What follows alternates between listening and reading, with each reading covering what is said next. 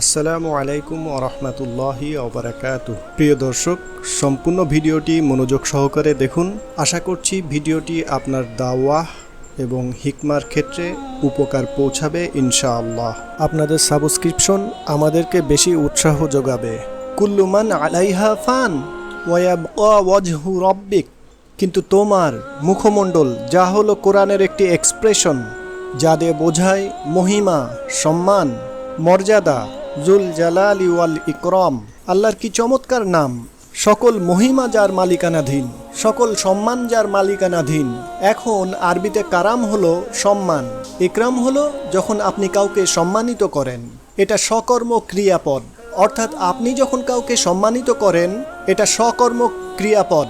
আমি আসলাম আর কেউ আমাকে সম্মানের সাথে বরণ করলো, এটা হলো ইকরাম। কেউ আমার প্রশংসা করলো, এটা ইকরাম। অথবা আমি আমার বাবা মা, শিক্ষক অথবা অন্য কাউকে সম্মান করলাম, আমি তাদেরকে ইকরাম করলাম। অন্য কথায় এটা ইকরাম নয় যখন আপনি নিজে নিজে বসে থাকেন।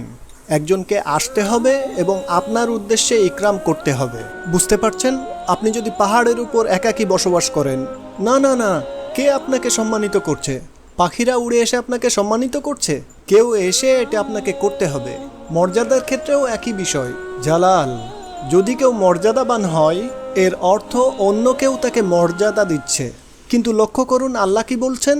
তিনি বলেছেন প্রত্যেকেই মারা যাবে, যার অর্থ কেউ বেঁচে থাকবে না আল্লাহকে সম্মানিত করতে, কেউ বেঁচে থাকবে না আল্লাহকে মর্যাদা দিতে। তারপরেও এগুলোর মালিকানা আল্লাহর। অনেক মানুষ আছে, তারা যখন আল্লাহ থেকে দূরে সরে যায় তারা বলে, আল্লাহর কেন আমার প্রশংসা দরকার? আল্লাহর কেন আমার ধন্যবাদ প্রয়োজন? আল্লাহ কেন চায় যে আমরা তার প্রশংসা করি?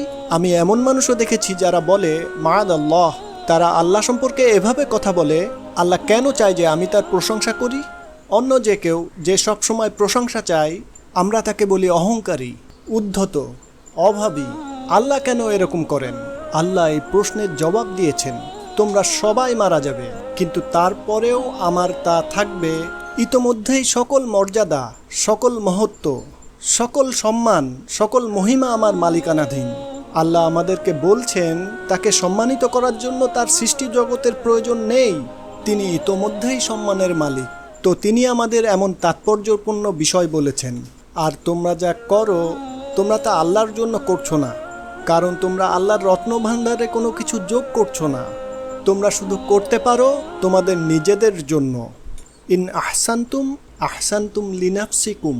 যদি তোমরা সবচেয়ে সেরা কাজগুলো করো, সেই সেরা কাজ তোমরা আল্লাহর জন্য করছো না, তোমরা করছো নিজেদের জন্য। এটা কোরআনের কথা। ওয়ামা জাহাদা ফা ইন্নামা ইউজাহিদু লিনাফসিহি। যেই যতটুকু সম্মান করুক সে এটা করে তার নিজের জন্য। এই ইনভেস্টমেন্ট আপনার নিজের জন্য। যখন আল্লাহ আপনাকে তার পথে আনছেন, মানুষ ভুল বুঝে আর ভুল চিন্তা করে। আমাকে জোর করে কারো বাধ্যবাধকতায় নিয়ে আসা হচ্ছে, আমাকে জোর করে কারো আনুগত্য করা হচ্ছে, আমাকে জোর করে তাই করানো হচ্ছে যা আমি করতে চাই না। আর আল্লাহ আমাদেরকে বলছেন, আমি শুধু তোমাদেরকে করার আমন্ত্রণ জানাচ্ছি। তোমরা যদি করতে চাও করো, যদি চলে যেতে চাও যেতে পারো। ফামান শাআ ফালইউমিন ওয়ামান শাআ ফালইয়াকফুর। যে চায় বিশ্বাস করতে পারে, যে চায় অবিশ্বাস করতে পারে। কোরআন প্রকাশ্যে বলছে তোমার চলে যাওয়ার স্বাধীনতা আছে, কিন্তু আপনি যদি আল্লাহর পথে আসেন সেক্ষেত্রে আপনি একাই সুবিধাভোগী। আপনি আল্লাহর কোনো উপকার করতে পারবেন না।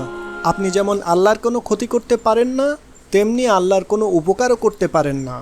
এজন্যই তিনি বলেছেন ওয়ায়াবকা ওয়াজহু রাব্বিকা যুল জালালি ওয়াল ইকরাম।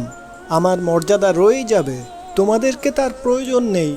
আর তারপর তিনি প্রশ্ন করছেন, ফাবি আই আলা ইউরাব্বিকুমা তুকাদ্দিবান। তোমাদেরকে তার প্রয়োজন নেই, তারপরেও তিনি তোমাদেরকে বাঁচিয়ে রেখেছেন, তারপরেও তিনি খাওয়াচ্ছেন, দিয়ে যাচ্ছেন, আপনার প্রয়োজন পূরণ করছেন, আপনার জীবনকে সৌন্দর্যমণ্ডিত করছেন।